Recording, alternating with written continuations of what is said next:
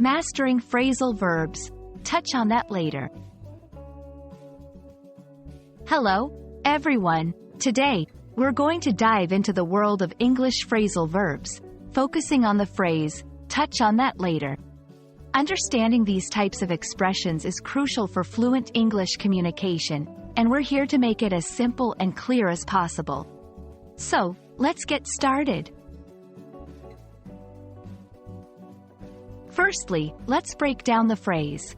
To touch on something means to mention or deal with a subject briefly or indirectly during a discussion. It's like briefly visiting a place when you're on a journey to somewhere else. You don't stay long, you just acknowledge it before moving on. When someone says they will touch on that later, they are indicating that the subject will be discussed or mentioned later on in the conversation or presentation, not at the current moment. It's a way to acknowledge the importance of a topic without diverting the current discussion.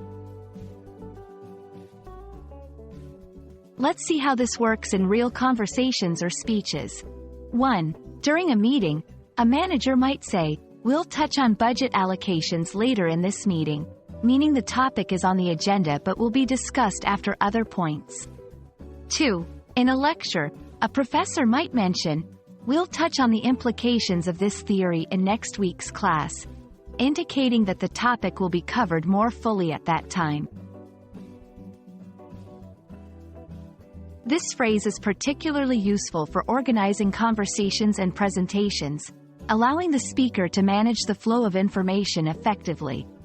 It helps in keeping the audience engaged by promising that their questions or interests will be addressed in due course. Understanding and using phrases like, touch on that later, can significantly enhance your communication skills in English, making your conversations more fluid and organized. We hope this video has shed some light on how to use this expression effectively. Keep practicing, and don't hesitate to touch on any English topic with confidence. See you in the next video.